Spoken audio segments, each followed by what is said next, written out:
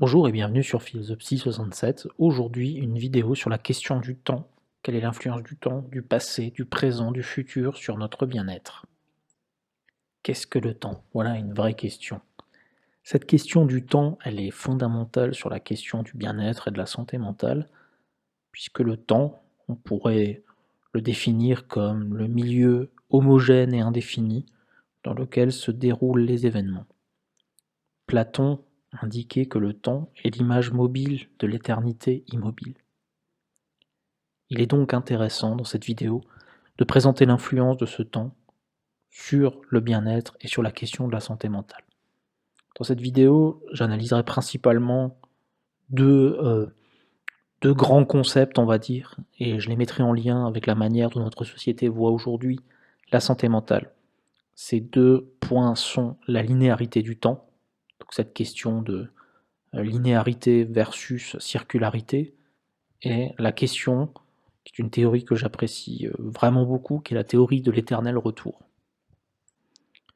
La question de la linéarité du temps, c'est quelque chose d'extrêmement important, puisqu'on a défini le temps en introduction, et la question du temps, elle est vraiment fondamentale sur la perception qu'on a de notre bien-être et de notre santé mentale, et elle crée un certain nombre d'injonctions.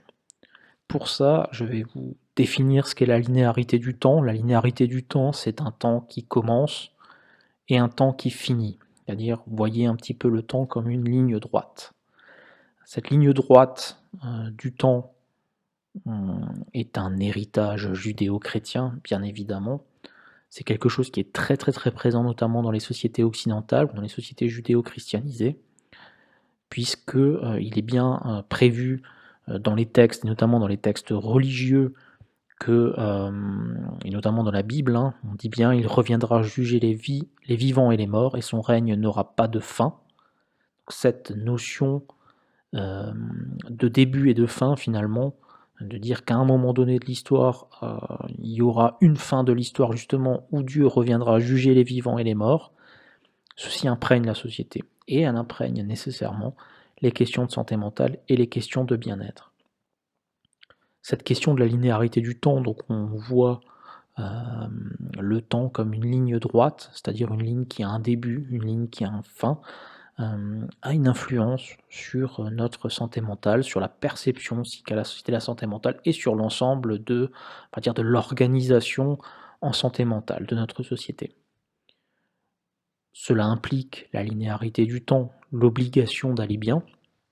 L'obligation d'aller bien, elle est consubstantielle à la linéarité du temps, parce que, étant donné que nous sommes sur une ligne droite, si on ne commence pas à aller bien, c'est un petit peu notre seule et dernière chance.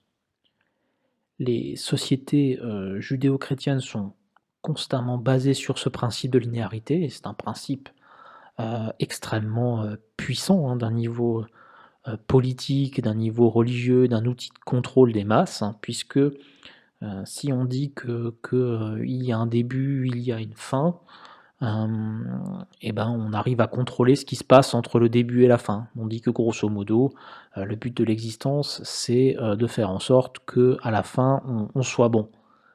Sauf que si vous considérez que le temps n'a pas réellement de fin, il n'y a pas forcément lieu d'être bon à la fin. Et ça, c'est quelque chose qui est extrêmement important, sans compter que la linéarité du temps telle qu'elle est perçue par notre société soi-disant moderne, a permis l'émergence des révolutions.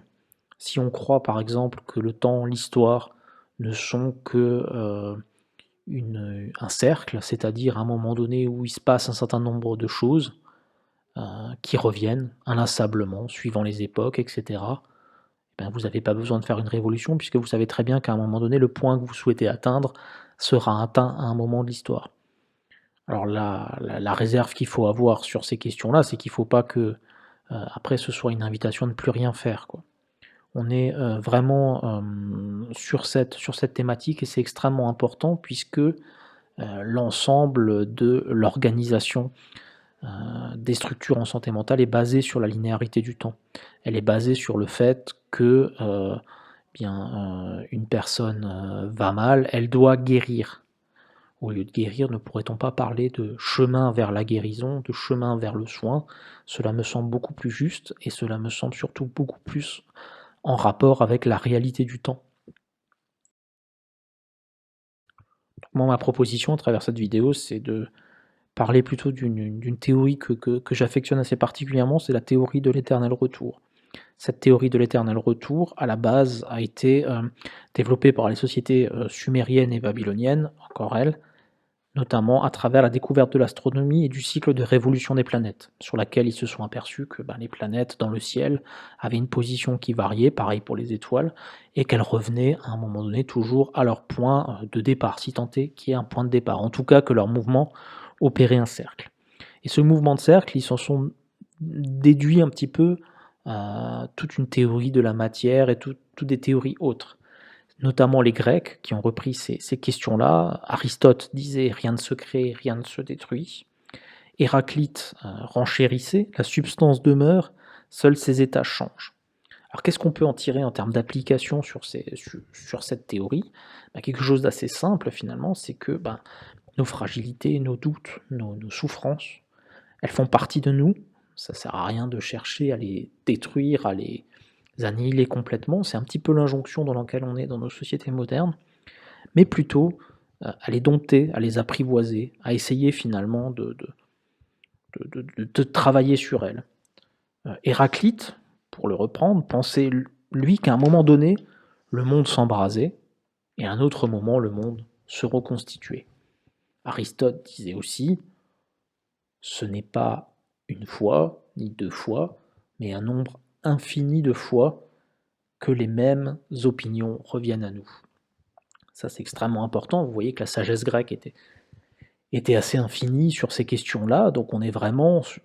On voit bien cette notion un petit peu d'éternité qui est extrêmement importante, et le contraste par rapport à notre société, qui est une société vraiment de l'instant. Donc ça, c'est vraiment quelque chose qu'il faut aussi essayer de remettre en perspective sur notre propre santé mentale, de se dire que notre chemin est un long chemin, et que c'est pas du tout une ligne droite, et que nous opérons à un moment donné un cercle. Nietzsche disait, alors pour reprendre un philosophe bien sûr bien plus récent, Nietzsche disait mène ta vie en sorte que tu puisses souhaiter qu'elle se répète éternellement. Ça, je pense que c'est quelque chose d'extrêmement important, au-delà du fait de guérir, de ne pas guérir. Il y a cette question-là de mener sa vie pour faire en sorte qu'on souhaite qu'elle se répète éternellement. Le grand anarchiste Paul-Auguste Blanqui, qui est un des grands fondateurs du socialisme, mais du socialisme un peu guerrier, un petit peu, si je puis dire. Il a été arrêté, condamné, il a passé un temps très important en prison.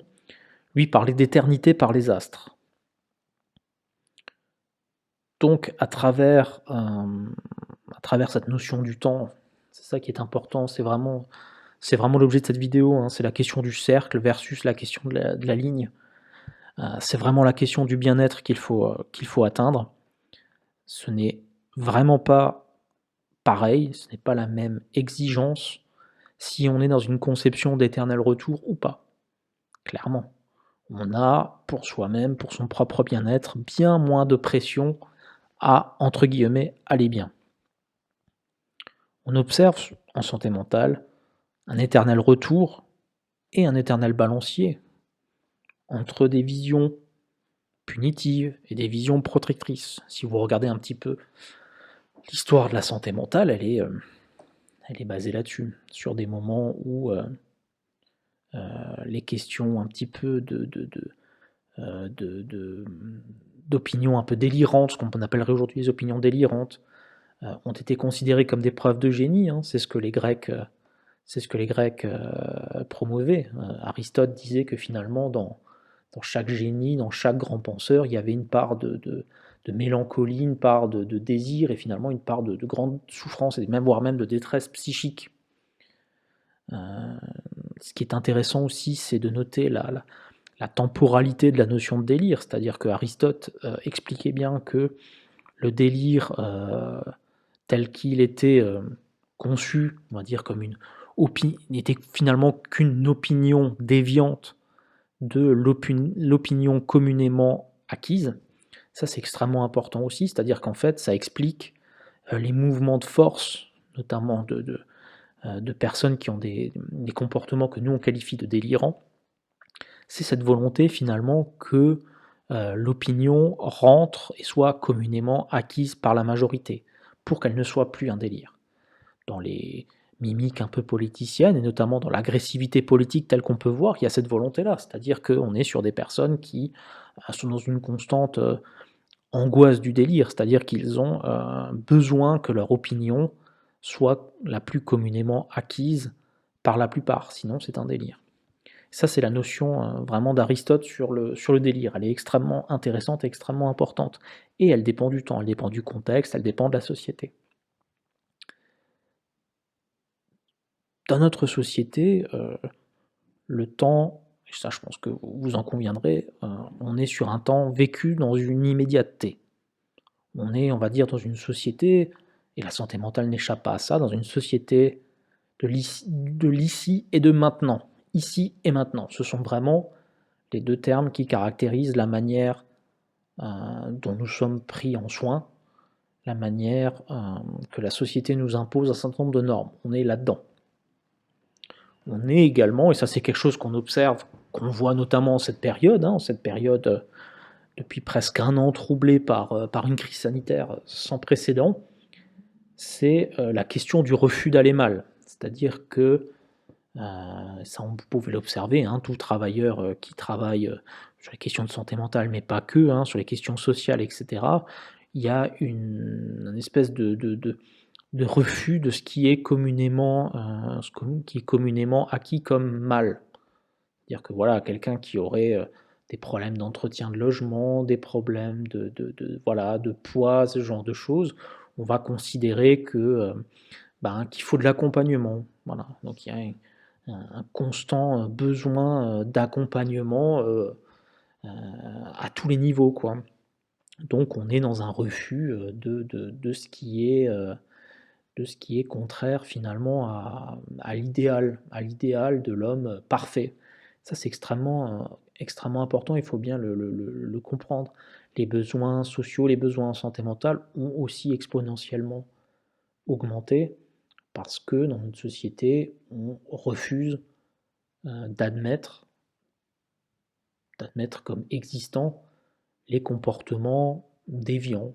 Voilà, la déviance est quelque chose de dangereux dans une société qui tend vers un conformisme quasi absolu. Vous les voyez, c'est ce vers quoi on va, c'est extrêmement malheureux.